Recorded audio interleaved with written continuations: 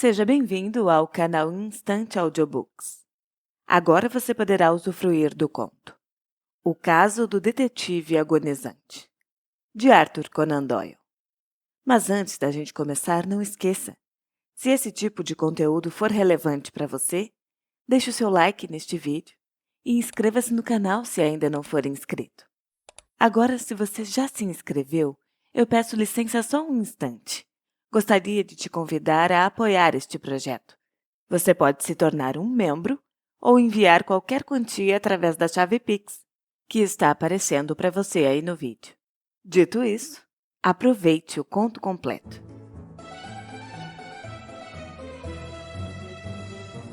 O Caso do Detetive Agonizante.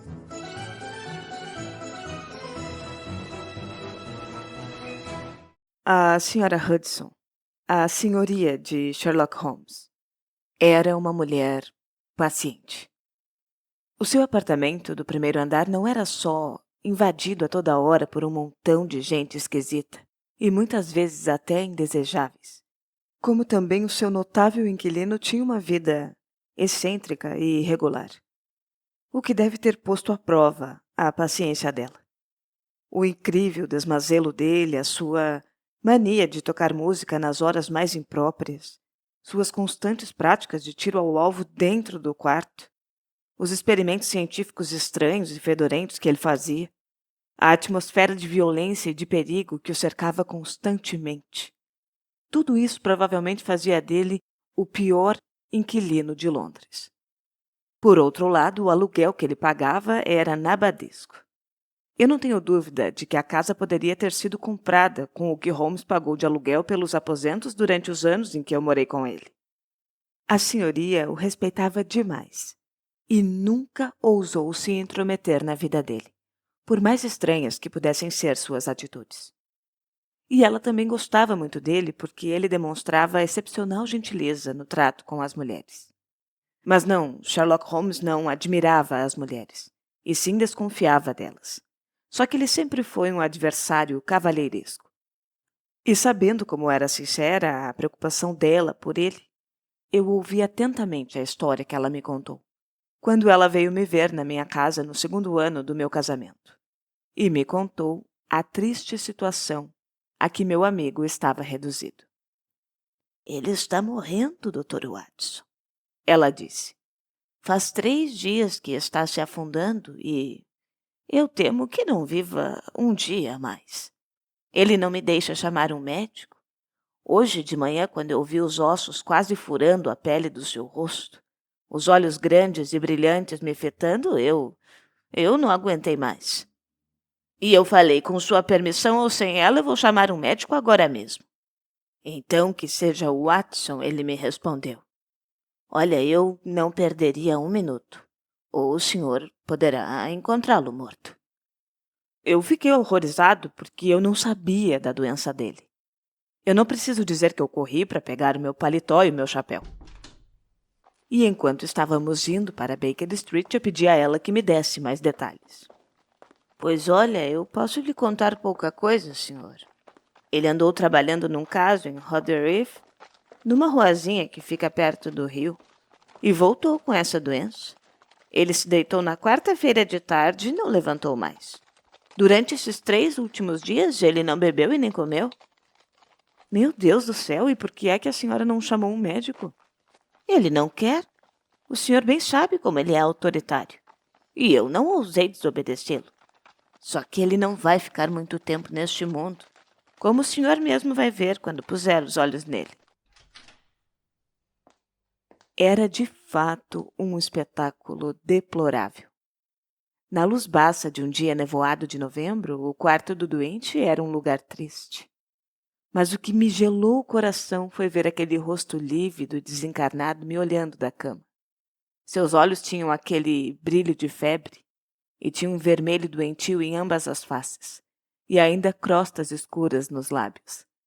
As mãos magras se contorciam incessantemente sobre o cobertor. A voz estava áspera e convulsiva. Quando eu entrei no quarto, ele continuou deitado, apático. Só que, ao me ver, os seus olhos brilharam como sinal de reconhecimento da minha presença.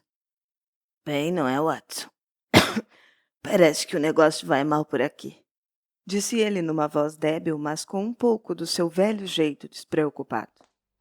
Meu caro amigo, eu exclamei, me aproximando dele. Oh, não, não, não. Não, não se aproxime. Fique afastado.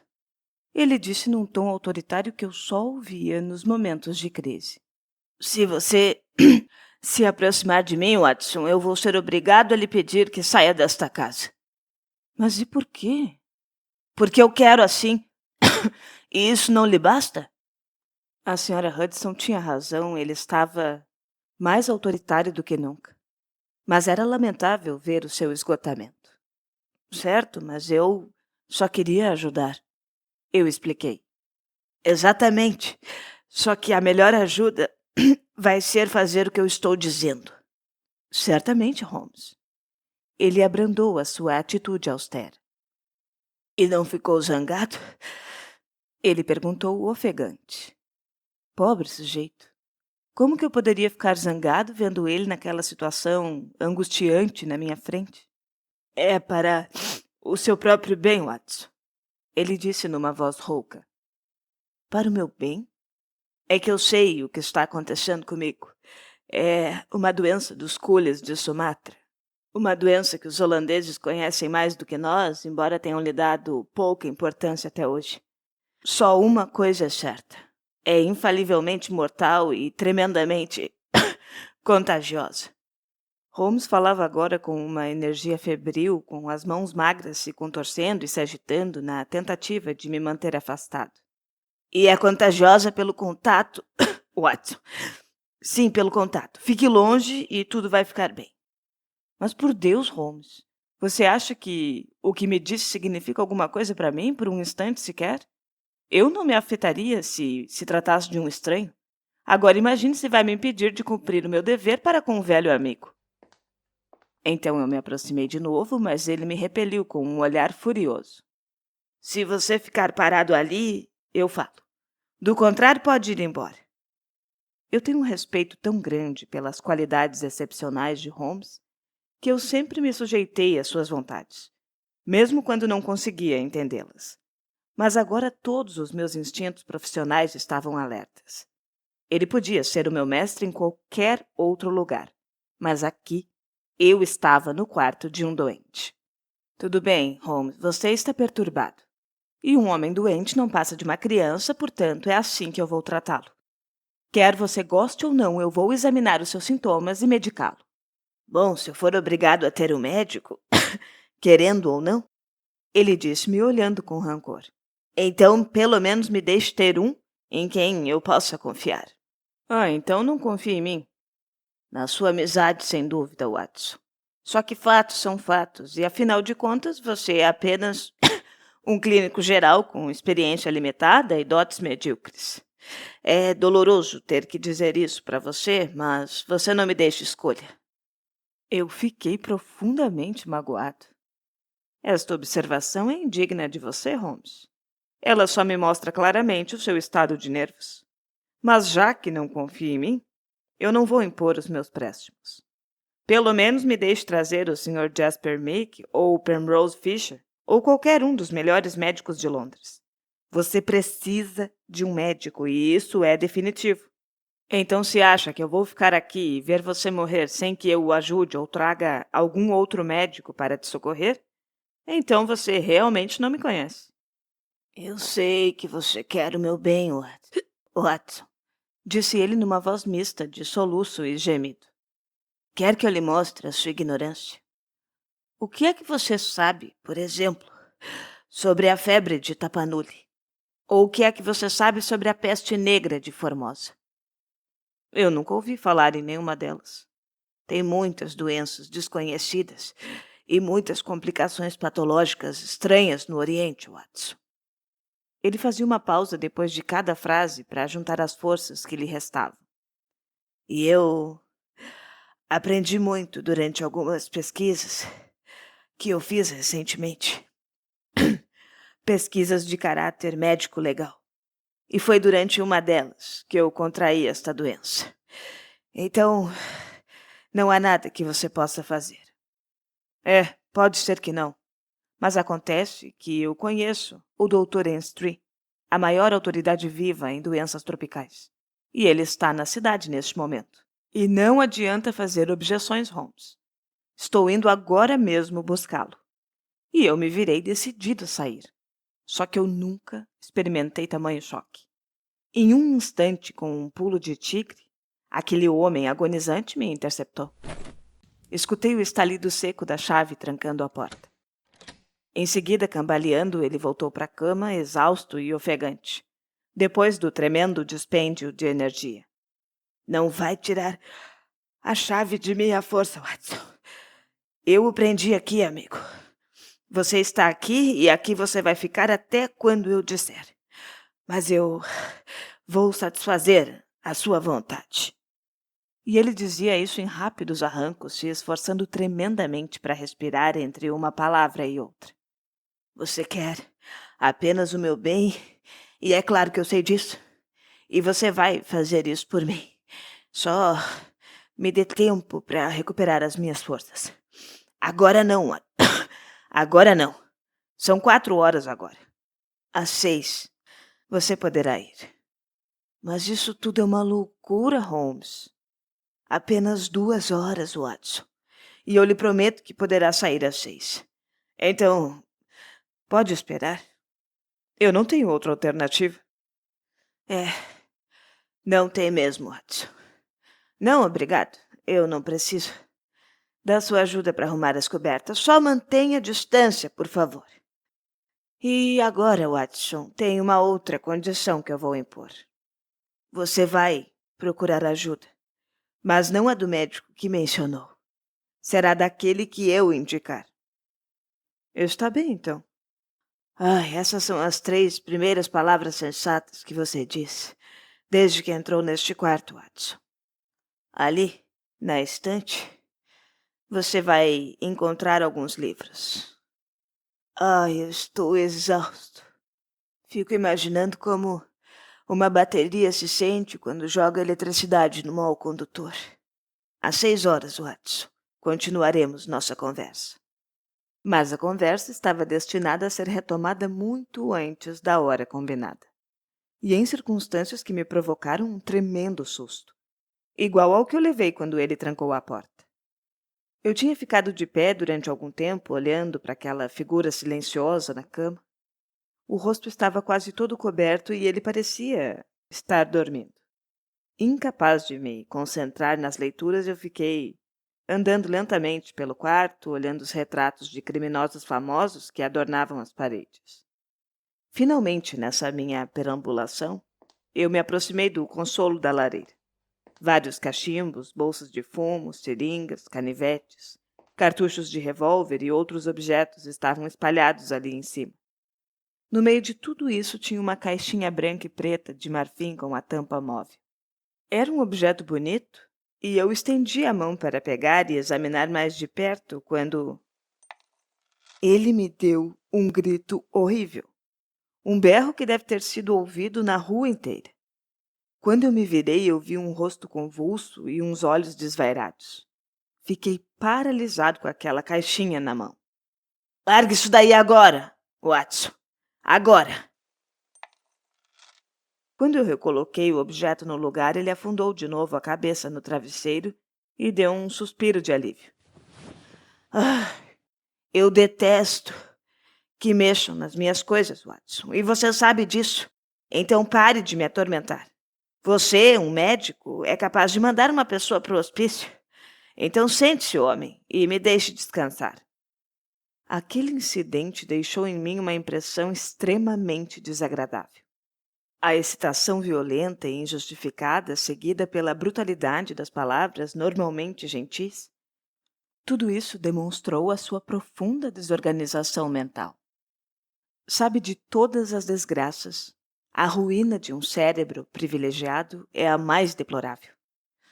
Eu fiquei sentado numa silenciosa mortificação até chegar a hora marcada. Ele parecia ter ficado de olho no relógio como eu, porque já eram quase 18 horas quando ele começou a falar com a mesma animação febril de antes. Agora, Watson, ele disse, Tem dinheiro trocado? Tenho. Em moeda?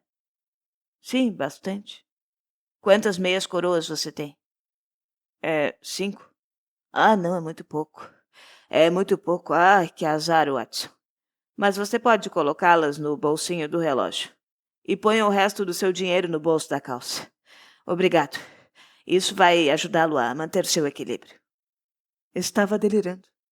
Estremeceu e novamente fez um som meio tosse e meio soluço. E achando o bico de gás, Watson. Só que tenha todo cuidado para que ele não passe nem por um momento. Entendeu? Da metade da sua potência. Isso, excelente, Watson. Não precisa fechar as cortinas.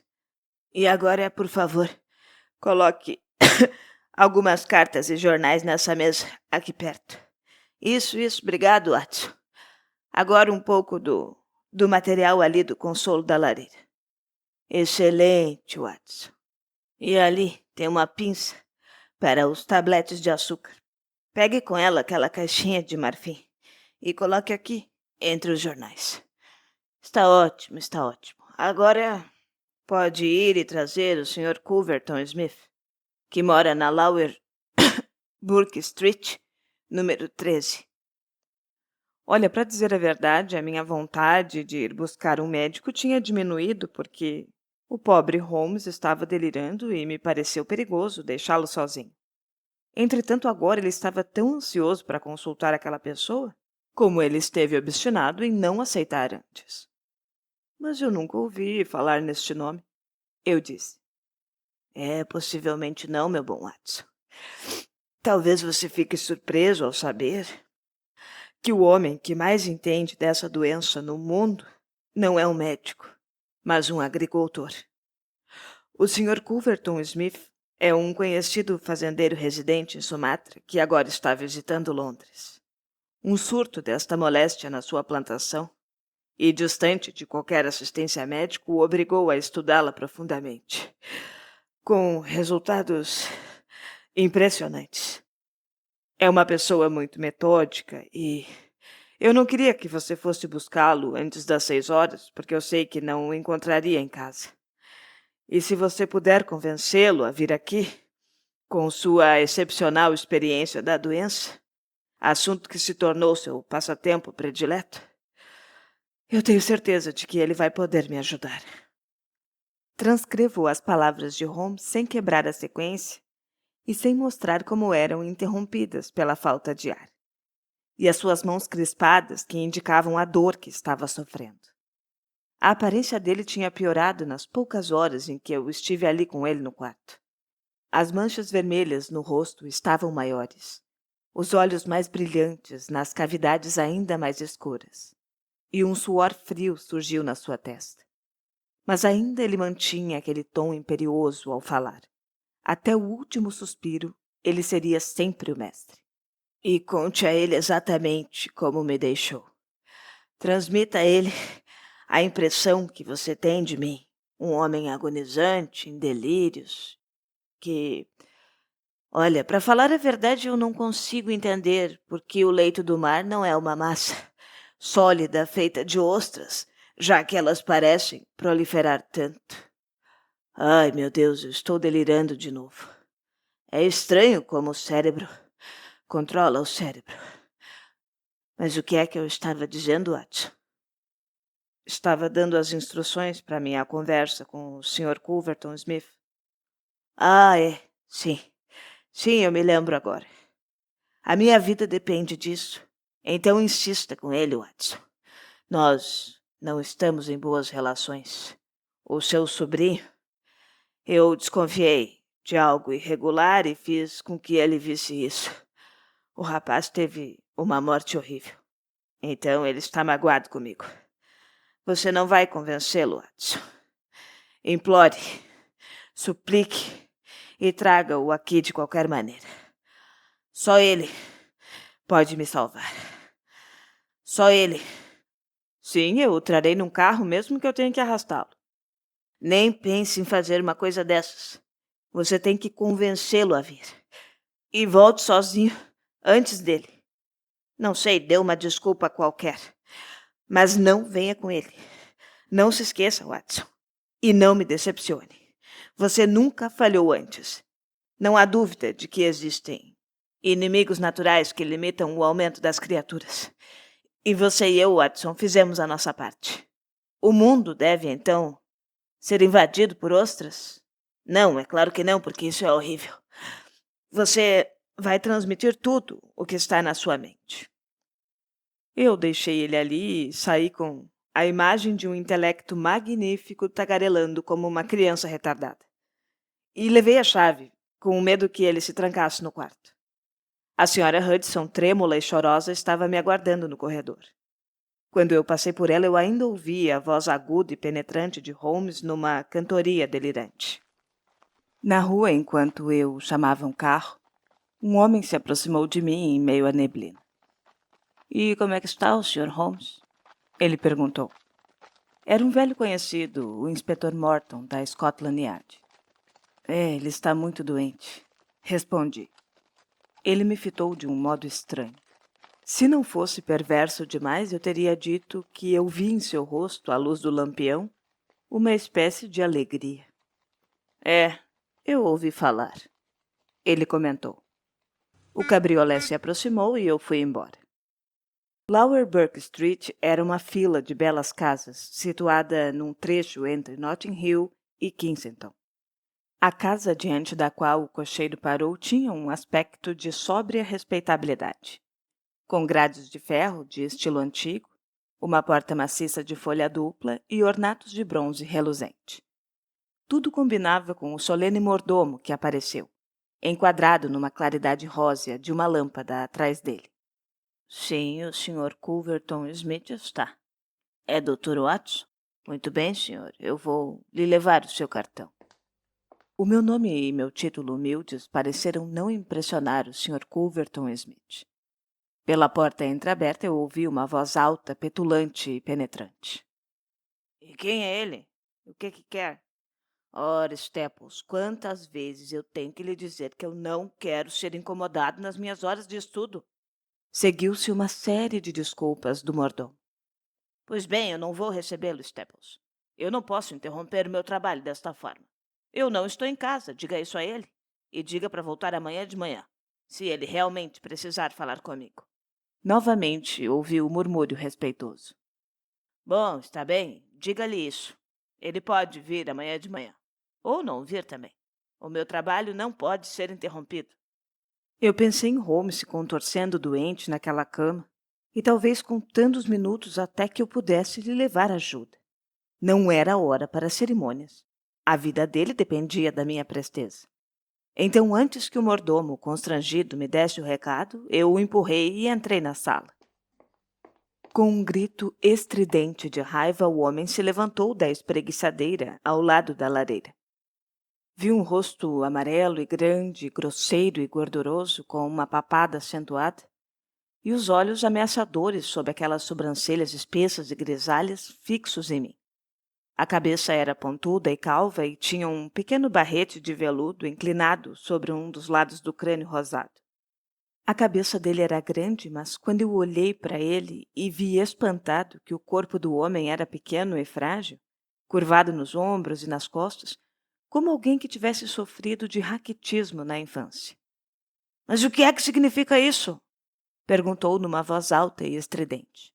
O que é que significa esta intromissão? Não mandei lhe dizer que só o receberia amanhã cedo? Eu lamento muito, eu disse. Só que o assunto não pode ser adiado. É Sherlock Holmes, ele... A menção ao nome do meu amigo produziu um efeito extraordinário no homenzinho. A raiva estampada no seu rosto sumiu de repente. Sua expressão ficou tensa e alerta. Você vem da parte de Sherlock Holmes?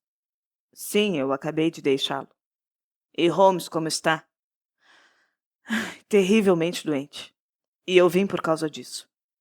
Ele me indicou uma cadeira e voltou para o seu lugar. E quando eu estava para me sentar, eu vi o rosto dele refletido no espelho em cima da lareira. Podia jurar que eu vi um sorriso malicioso e diabólico. Mesmo assim, eu tentei me convencer de que se tratava de algum tipo de tique nervoso. porque logo em seguida ele se virou para mim com uma expressão de verdadeira preocupação. Ora, eu sinto muito em ouvi-lo dizer isso. Eu só conheço o Sr. Holmes por causa de uns negócios que mantivemos, mas eu tenho grande respeito pelo seu talento e pelo seu caráter. Ele é um homem estudioso do crime, assim como eu sou das doenças. Para ele o criminoso, para mim o micróbio. Lá estão as minhas prisões. Ao dizer isso, ele apontou para uma fila de frascos e tubos de ensaio que estavam em uma mesa. No meio daquelas culturas gelatinosas, estão cumprindo pena alguns dos piores malfeitores do mundo. E é por causa do seu conhecimento especial que Sherlock Holmes deseja vê-lo. Ele o tem em alta conta e acha que é o único homem em Londres que pode salvá-lo. O homenzinho estremeceu e seu elegante barrete foi parar no chão. E por quê? Perguntou. Por que o Sr. Holmes acha que eu poderia ajudá-lo agora? Por causa dos seus conhecimentos sobre doenças orientais.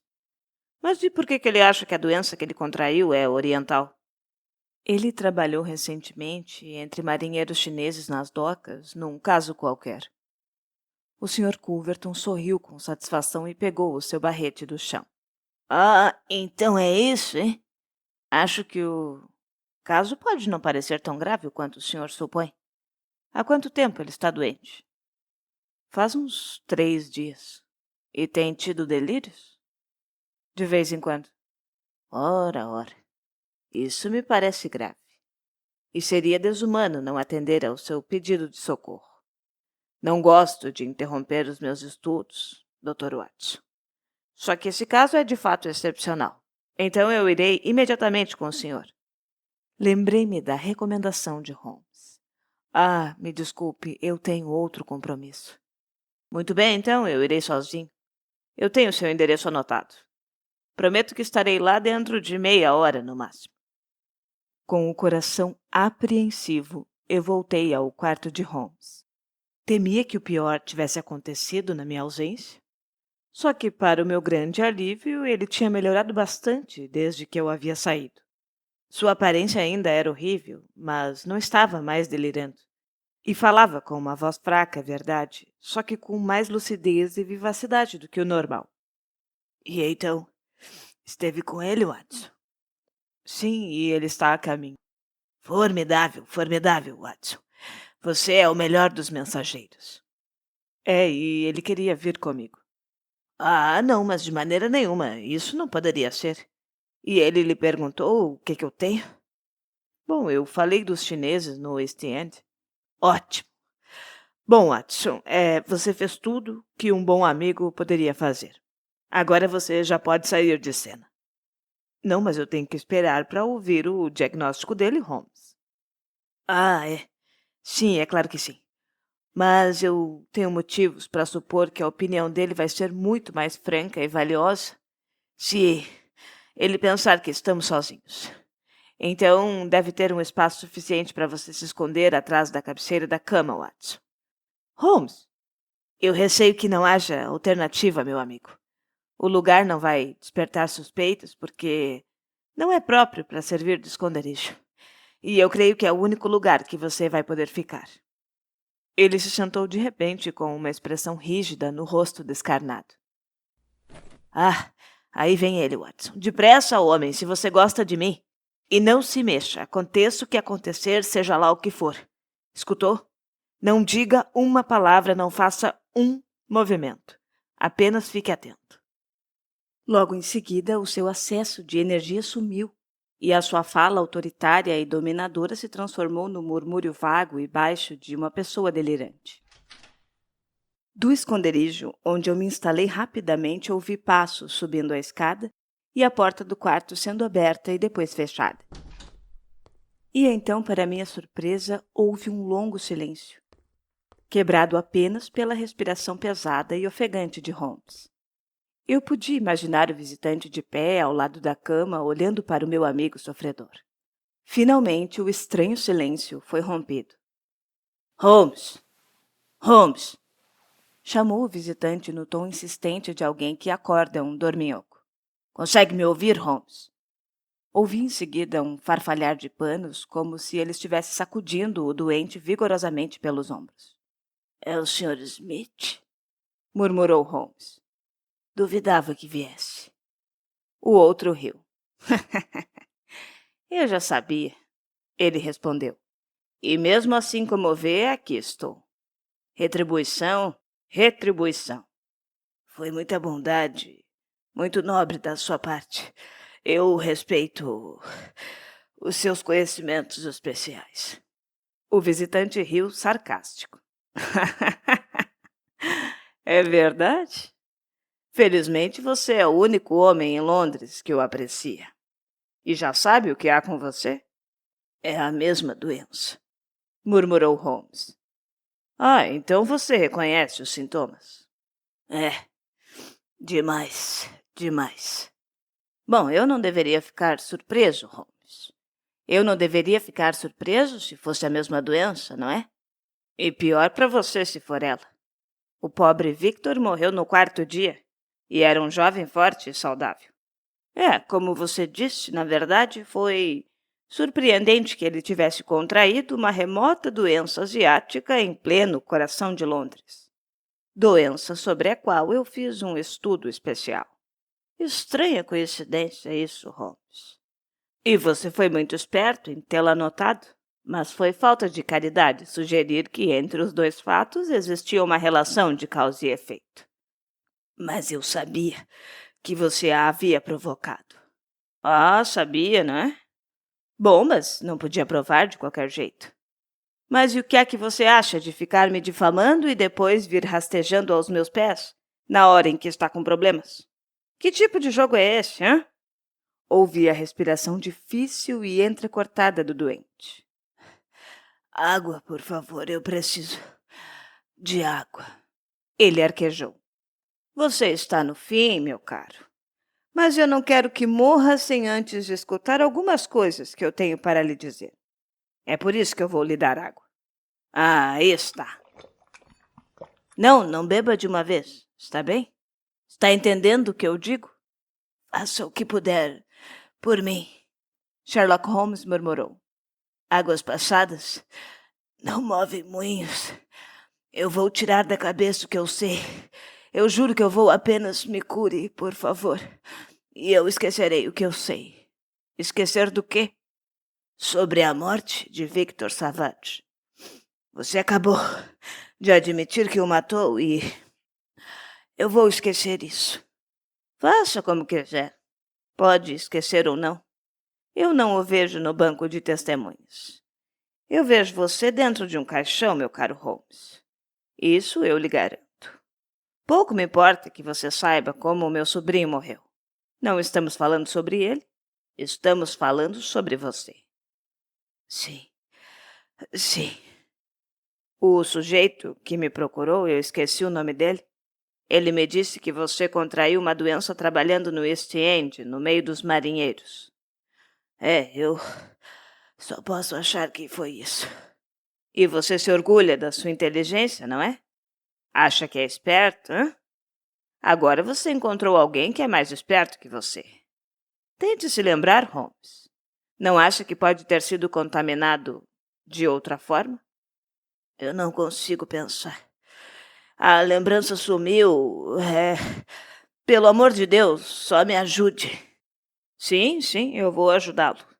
Vou ajudá-lo a se lembrar de onde e como você pegou a peste. Gostaria que soubesse disso antes de morrer. Por favor, me dê alguma coisa para aliviar essa dor. Ah, está doendo, né? Sim, os culhos berravam de dor quando estavam perto do fim. É uma espécie de cãibra, imagino. Sim, são cãibras. Bom, de qualquer modo, pode escutar o que eu tenho a dizer. Escute, então. Você se lembra de algum incidente em comum na sua vida pouco antes de os sintomas aparecerem? Não, não lembro de nada. Pense de novo, Holmes. Eu estou muito doente para pensar. Bom, então eu vou lhe ajudar. Chegou alguma coisa pelo correio? Hã? Pelo correio? Uma caixinha, por acaso? Ai, eu estou desmaiando. Eu vou morrer. Ouça, Holmes. Escutei um ruído como se ele estivesse sacudindo o homem agonizante. E eu só podia ficar quieto no meu esconderijo. Você tem que me ouvir, ele continuou. E você vai me ouvir. Você se lembra de uma caixinha de marfim? Veio no correio de quarta-feira. Você a abriu, se lembra? Sim. Eu a abri. Tinha uma agulha movida por uma mola e era alguma brincadeira. Não era nenhuma brincadeira. Como vai descobrir a própria custa? Idiota! Você procurou e achou? Quem lhe pediu para ficar no meu caminho? Se tivesse me deixado em paz, eu não o prejudicaria. Eu me lembro, disse Holmes. A mola. A mola tirou sangue. Aquela caixinha. A caixinha na mesa. Esta mesmo, é claro. E eu vou levá-la comigo no meu bolso quando sair. Lá se vai a última possibilidade de prova. Mas você acabou de ouvir a verdade agora, Holmes. E pode morrer com a certeza de que eu o matei. Você sabia demais a respeito do destino de Victor Savage. De modo que eu resolvi que você devia ter o mesmo destino. Você está no fim, Holmes. E eu vou me sentar aqui e ver você morrer. A voz de Sherlock Holmes tinha se transformado num murmúrio quase inaudível. Como é que é? Perguntou Culverton Smith. Aumentar a luz do gás? As sombras começaram a cair, não é? Sim, eu vou aumentá-la para poder vê-lo melhor. Ele atravessou o quarto e a luz brilhou de repente. Mais alguma coisinha que eu possa fazer, amigo? Fósforo e cigarro. Eu quase gritei de alegria e espanto. Ele estava falando com a sua voz normal, um pouco fraca, talvez, mas aquela voz que eu conhecia. Houve um longo silêncio e eu senti que Culverton Smith estava parado, em silêncio, olhando espantado para o meu amigo. Mas o que é que significa isso? Eu o ouvi perguntar finalmente num tom seco e áspero. A melhor maneira de se representar com sucesso é se identificar com o papel, respondeu Holmes. E eu lhe dou a minha palavra de que nos últimos 3 dias eu não toquei em comida e nem em bebida até que você teve a bondade de me dar aquele copo d'água. Mas eu senti mais falta foi do fumo. Aqui estão alguns cigarros. Ouvi quando ele riscou um fósforo.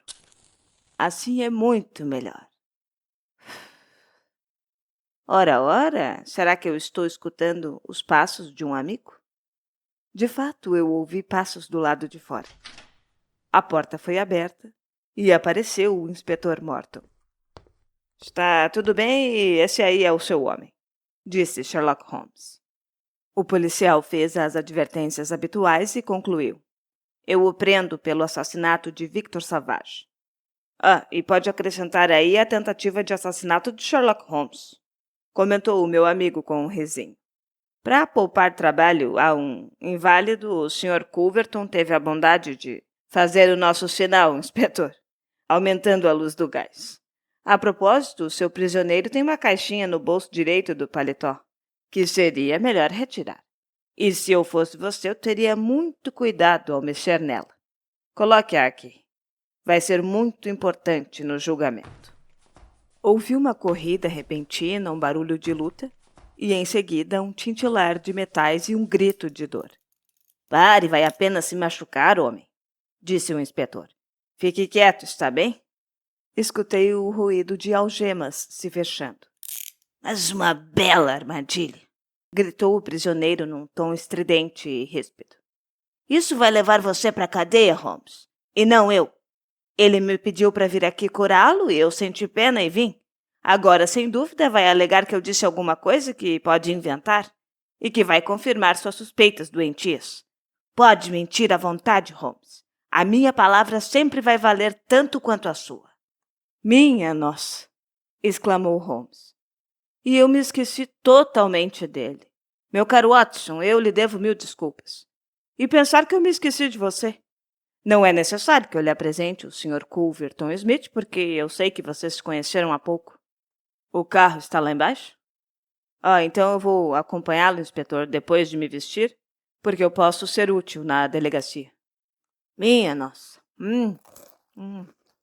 Eu nunca precisei tanto disso, disse Holmes, se reabastecendo de um copo de vinho e biscoitos enquanto tirava a maquiagem. Você bem sabe como os meus hábitos são irregulares, e fazer o que eu fiz foi bem mais fácil para mim do que para a maioria das pessoas. E era indispensável, Watson, que a senhora Hudson ficasse impressionada com o meu estado, já que era ela que iria transmitir a impressão para você, e você a transmitiria para Culverton Smith. Você não vai ficar zangado comigo, não é, Watson? Você vai perceber que entre os meus muitos talentos não há lugar para dissimulação. E que se você soubesse do meu segredo, não conseguiria convencer o Sr. Smith da necessidade imperiosa da sua presença, o que era o ponto vital de todo o esquema. E conhecendo a natureza vingativa dele, tinha certeza de que ele viria para conferir o seu próprio trabalho. Tá, mas e a sua aparência, Holmes, o seu rosto cadavérico? Bom, 3 dias de jejum total não ajudam a embelezar ninguém, Watson.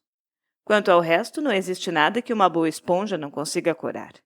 Com vaselina na testa, beladona nos olhos e crostas de cera nos lábios, a gente consegue produzir um bom efeito. Disfarce é um assunto sobre o qual, inclusive, eu já pensei em escrever uma monografia. Uma conversinha de vez em quando sobre meias coroas e ostras, ou qualquer tipo de assunto esquisito pode produzir um efeito convincente de delírio. Mas então por que você não deixou que eu me aproximasse de você quando, na verdade, não havia perigo nenhum? E você ainda pergunta isso, meu caro Watson? Acredita que eu não tenha respeito pelos seus dotes médicos? E eu podia acreditar que, com o seu julgamento perspicaz, você iria acreditar que um homem agonizante, embora fraco, não apresentasse aumento de temperatura e nem pulso? Mas eu conseguiria enganar você a uns 3 metros de distância. Se eu não conseguisse, quem que iria trazer o Sr. Smith até aqui? Não, não, Watson. Eu não mexeria naquela caixinha. Você mesmo pode ver se olhar de lado, por onde a lâmina afiada pula como um dente de víbora quando você abre. Pois é, e eu diria que o pobre Savage se colocou entre o monstro e a herança. Foi morto de forma semelhante. Só que a minha correspondência é muito variada, como você sabe, e eu sempre fico alerta com relação aos pacotes que me chegam. Só que ficou claro para mim que somente fingindo que ele teve êxito na sua tentativa é que eu poderia conseguir uma confissão de culpa. Então eu representei o papel com a perfeição de um verdadeiro artista. Então, muito obrigado, Watson. Ah, me ajuda aqui a vestir o casaco. E assim que nós terminarmos tudo lá na delegacia, eu acho que alguma coisa bem nutritiva no Simpson não seria inconveniente.